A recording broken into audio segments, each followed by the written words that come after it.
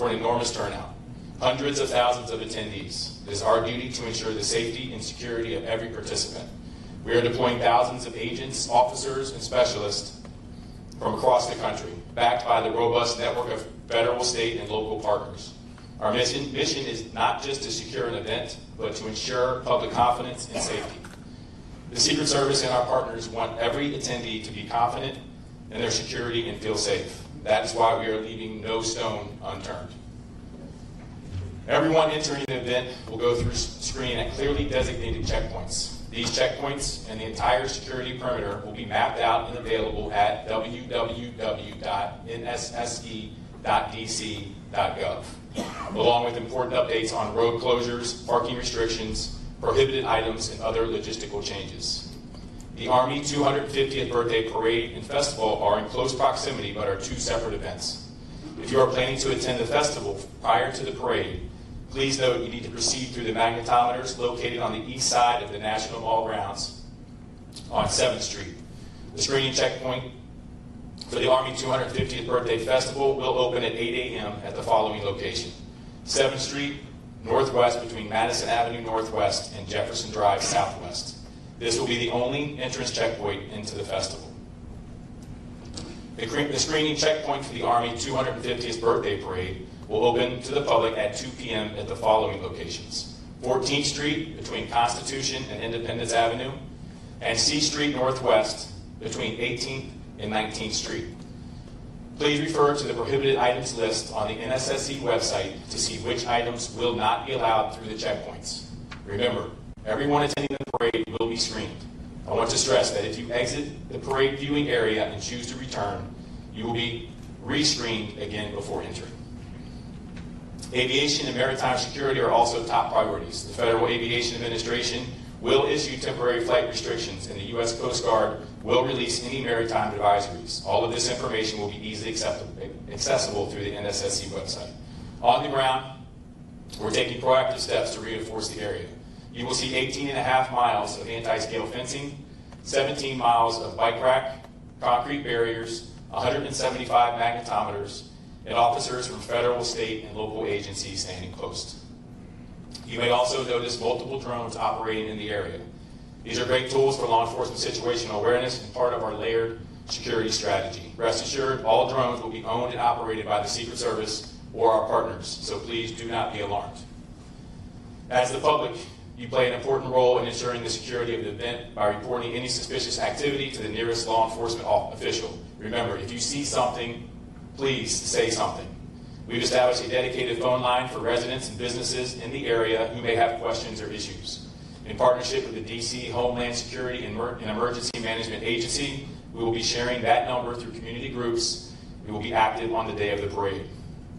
One additional note, we'd ask the public, due to the large crowds, noise, and the weather forecast, that for their safety, you leave your pets and emotional support animals at home. As always, service animals are welcome. Chief Smith will speak shortly about what all this means for residents, workers, and visitors in the district. MPD has been and continues to be one of our most critical allies, not only during NSSEs, but in the daily work of keeping our capital secure. Another key partner during this event and every day is the United States Park Police. Chief Jessica Taylor and her team have been working with us side by side throughout the planning process, and they are instrumental in ensuring this event is safe and enjoyable for all attendees. Let me close by thanking the men and women of the Secret Service's Washington Field Office and the Dignitary Protective Division who have been working around the clock to create an excellent security plan. And thank you to all the partners here today. Your dedication, your patience, and your professionalism make this effort possible. I cannot thank you enough for your partnership. And now it is my honor to introduce Chief Jessica Taylor of the United States Park Police. Thank you. Good afternoon. My name is Jessica Taylor, and I'm the Chief of the United States Park Police. The Park Police has significant experience with large-scale special events, especially in and around the National Mall and on National Park Service lands. We're, of course, working under the NSSE umbrella with our partners at the Secret Service and have members on all of the subcommittees. Ensuring a safe event and keeping the public safe is our #1 priority. We'll be on full activation. All of my officers are working on Saturday and leading up to Saturday with road closures and site security. We are particularly grateful for the support of multiple local, state, and federal partners who are sending in their officers and their agents to help us with manpower on Saturday. That being said, plan ahead before you come to the event, right? We're expecting families, we're expecting some children. Parents, take a picture of your children that morning so we know what they look like in the event you get separated. You can easily show the officer the picture. We'll have family reunification tents, and we'll have officers everywhere you look on hand to assist. I am extremely confident in the security site equipment we've put together for this event, and we're looking forward to a safe and enjoyable event on Saturday. Thank you. I'm sorry. Now I'd like to introduce FBI Special Agent in Charge Bates. Thank you, Chief Taylor. Good afternoon. I'm Philip Bates, Special Agent in Charge of the Washington Field Office of the FBI. I appreciate the opportunity to be here today to discuss the FBI's partnership with federal and local agencies to prepare for the Army 250th birthday celebration. As was noted, this is our 5th NSSE of the year, and each one brings different challenges that we must address. But the partnerships remain the same. And our understanding of each agency's unique capabilities and strengths makes us a strong team. For this event, the FBI has lead federal law enforcement responsibility for crisis management, counterterrorism, and intelligence analysis. The FBI will activate a command post at our Washington field office. The command post serves as a central hub for employees to gather intelligence, assess potential threats, coordinate investigations, and surge resources as needed. We're not currently aware of any credible threats to the Army 250th birthday celebration. However, we continue to work closely with our partners and share information to identify and disrupt any threats that may emerge. As always, we remind the public to remain vigilant and to report any suspicious activity to law enforcement immediately. We look forward to working with our partners to ensure that the event is held safely and securely. I'll now turn the podium over to Chief Smith from MPD. Thank you, Special Agent Bates, and good afternoon, everyone. I'm Chief Pamela Smith, Chief of Police of the Washington Metropolitan Police Department. At Metropolitan Police Department, we've been working very closely with our local, state, and federal partners in preparation for the 250th Army Birthday Parade. I want to reiterate Special Agent Bates and with regards to what he said, that we have been constantly working together to monitor intelligence, and there are at this time no known credible threats to this event. That being said, we always remain vigilant and ready, and as always, we continuously evaluate intelligence and adjust our posture as needed to safeguard the city. As you've heard, this is a significant event with a large footprint, and we want to make sure everyone, residents, visitors, and participants can enjoy this event safely. We expect major impacts to traffic, especially around the National Mall, West Potomac Park, and the Ellipse on Saturday. There will be numerous road closures and parking restrictions in place, and we strongly encourage the public to plan ahead, allow extra travel time, and consider using Metro Transit or other public transportation options. Maps, closure lists, and other important information are available at nsse.dc.gov, and we'll continue to push updates through MPD's social media channels. MPD is no stranger to large events like this one. We will be enhancing our posture across the city. MPD will be in full activation beginning Saturday morning. This ensures that we have the staffing and resources available to support this event while still answering calls for service and maintaining coverage across all 7 of our police districts here in DC. I cannot emphasize enough, your safety remains our #1 priority. We are deploying specialized teams to support our federal partners and staying ready to respond whenever needed. As always, we also rely on the public to be the extra set of eyes and ears. If you see something suspicious, please say something. Call 911 in an emergency or reach out to our tip line at 202-727-9099 or text 50411. We thank everyone in advance for your patience and cooperation, and we look forward to a safe and successful event. Thank you, and I will now turn it over to Maurice McKinney, Deputy Chief of Metro Transit Police Department. Good afternoon, everyone. Maurice McKinney, Deputy Chief, Metro Transit Police, Special Operations Bureau. Metro will support the Army 250 by operational support that we will increase staffing at all of the stations surrounding the parade and festival routes. Metro Transit Police will increase officer presence in and around all of the stations to include Smithsonian, Archives, Federal Triangle.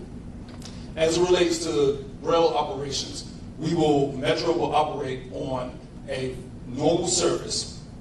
There will be, my apologies, Metro will operate on normal service, and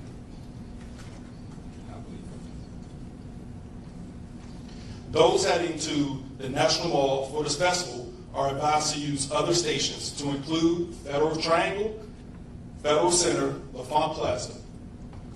Due to the security perimeter at the National Mall, the Smithsonian station on the Jefferson side will be closed. And customers can access the Smithsonian Metro station through the Independence Avenue side. Those viewing the parade can access the station through Farragut West, Farragut North, Federal Triangle, and Archives Metro station.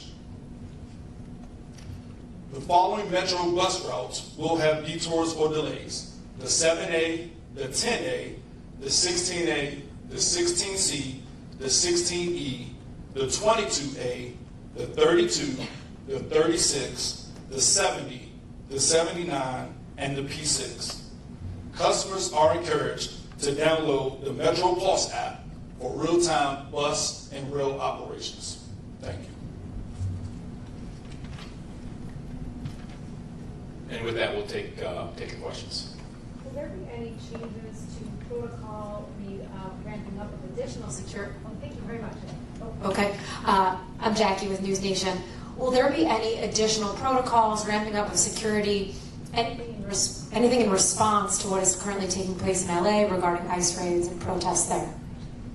So given that this is an NSSE, we plan for those things ahead of time. So since April 22nd, we've been planning for this, which is shorter than normal, but we are paying attention, obviously, to what is happening there, and we'll be ready for that if it were to occur here for the Army 250. Next.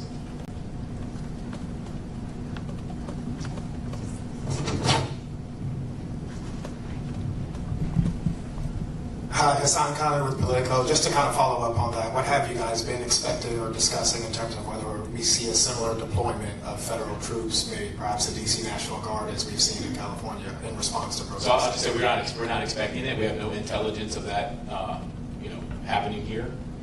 But if it does, we have the resources to handle it. Right here in front. Okay. Hi there. Thank you so much Sure. for doing this. Nicole Stango with CBS News. Two questions. One, can you speak a little bit about First Amendment activity and plans for protesters? Mm-hmm. And then just as a second question, curious, you mentioned the 18.5 miles of fencing. Mm-hmm. We've seen much of that go around the White House this morning. Mm-hmm. Do you anticipate that fencing will stay much beyond the event, or at what point should we see that come So down? we're planning on everything to be cleaned up by the 19th. And then as far as the First Amendment activity, from a Secret Service perspective, it's simply people using their First Amendment right to protest. We're not going to do anything with that. But if that turns violent or if any laws are broken, that's when MPD, Park Police, Secret Service will get involved, and that will be handled swiftly. Is there a designated area for that? You want to leave? Yeah. So the National Park Service handles the permitting process, right? So we have several permits currently pending. From what we've reviewed thus far in our communications was we don't have any significant concerns. We don't have a designated area. According to the permit, they'll request where they want to be, and the National Park Service will make a decision based on the NSSE and the security perimeter. But First Amendment activity, significant experience with all the events in the mall, right? So I think certainly the Park Police and MPD is well prepared.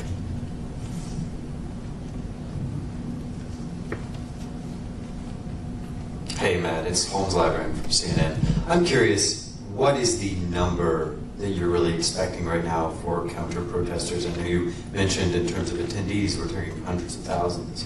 Are we seeing anywhere near that number for counter-protesters? No, not even close. We're tracking about 9 First Amendment activity demonstrations, but nowhere. I'm not going to get into the exact number, but it's not that high. And then, is there a plan in place to call National Guard if needed? What is? We actually have National Guard. You already have it. Yeah. They're working the event, so they will be here. But we also have a robust plan for civil disturbance. What's the number of the National Guard here? Again, I'm not going to talk about numbers just for security reasons. But between CDU units that we have from multiple agencies and the National Guard, I'm very confident in the plan we have. Thanks. Yep.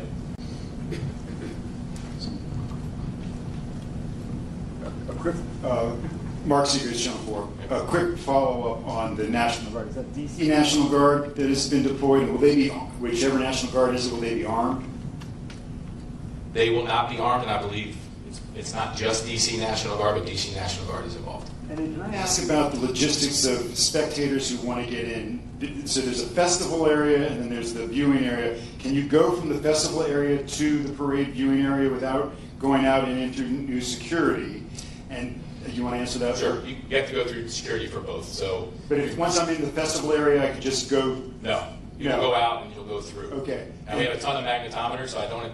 Depends on how many people show up, right? If 1 million people show up, there's going to be a line. And then, how many people are you prepared that can actually sit on those? Is it like 3 or 4 blocks, or it's actually bleachers for the parade route? There will be no bleachers. So it's just standing along Constitution Avenue? Correct. And so how many people do you think you can accommodate there? Hundreds of thousands. You can? Okay. Yeah. Okay. And none of that is ticketed?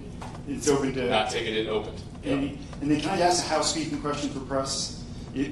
Or do you want to have somebody hang back and answer those after? We'll do that after. Okay, thanks. Last 2, Tom and Ashley.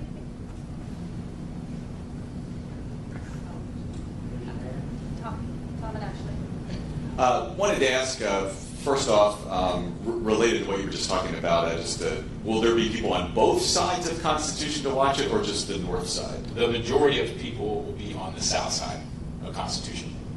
Okay. And there will be some available area on the north side. And this may be more for the MPD chief here, Smith, but we unfortunately had the double stabbing and the shooting this weekend while World Pride was going on, not right where the parade was. What do you do to prevent something from happening, not necessarily right at the parade, but in the area not too far from it like that this weekend? Well, we're prepared. I think as law enforcement personnel, we've already gone through the executive steering committee with regards to the resources that we'll have allocated to the 250th, and that's the same thing we would do in any other special event that we have across the city. Making sure our resources are available. If something happens, being able to redeploy those resources to those areas. If I could just follow up real quick. How much are you helping Park Police? Is this like an all hands on deck day for you as well? I stated in my remarks that this is full activation. Okay. And that means that's throughout the city though, right? Not just here, or it's... Throughout the city. Of course, I still have to maintain the rest of the 7 districts across the city. Okay. And are you confident you have enough to do all of that? I'm confident. Sir. Ashley Parker from The Atlantic. This might be more for someone from the mayor's office, but the White House had said that they were working with the mayor and her team to make sure there were precautions in place so that, for instance, the streets would not be damaged from the tanks. They mentioned potentially putting down steel plating, but they weren't sure that had been confirmed. Can someone talk about what steps the city is taking, again, to help protect the streets from the wear and tear of the tanks and other equipment? Yes, thank you for the question. I'm Colonel Jess Curry, an engineer on the Army staff, as well as part of the U.S. Army Corps of Engineers. So if you go out to the parade route, even today, you can see some of that work being put in place. And what that is it started weeks ago with assessments, working with National Park Service, Federal Highway Administration, and really bringing to bear the engineers from the U.S. Army Corps of Engineers, our expert engineers that around the world assess the impacts of these types of vehicles on all types of pavement. So they've done that assessment. Based on that, we put together the plan that you'll see being put at key locations around the route. Primarily, it is metal plating that's being put down to address those areas where tanks have to steer sharply and we get some of a grinding reaction from between those tracks. Throughout the straightaways, we really have very little or low concerns that there will be any other damage.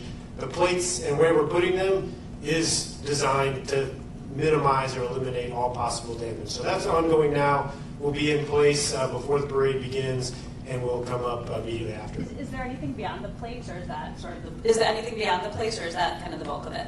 Well, thanks for asking, because there is. That is certainly the most visible thing that everyone's going to be able to see out along the parade route. But in addition to that, we're putting down a lot of matting in the staging areas, things, again, to just mitigate any potential. We're using an abundance of caution. We want to protect these streets. This is our capital city as well, so we're committed to ensuring that we minimize any possible damage. But in addition to the protective measures being put on the road, what you can also see during the parade is the tanks all have brand new rubber track pads placed on them, which increase the padding that they have underneath each track to minimize that potential damage. And it's a parade, so they're going to be moving slowly. They're going to be very careful. The operators that are coming with the units to this parade, they're very, very well trained at what they do, and give us complete confidence that we're going to be able to execute this parade with little to no damage to the DC streets. Thank you, everyone. Hey, good afternoon. Sharon Kirschbaum from the District Department of Transportation. So while the parade route itself is on National Park Service roads, for the vehicles to get to the parade route, they will be riding on district government, DC land and roads. And one of the other things that we do, as we would for all oversized and overweight vehicles, we require that they receive a permit. And when they apply for the permit, we take a look at the weight, and then we work together on the route to make sure that if they're covering any bridges or any other vulnerable roadways, that they can withstand the weight. And then we give recommendations in terms of the spacing and in terms of the speed to make sure that there's no other damage done. Thank you.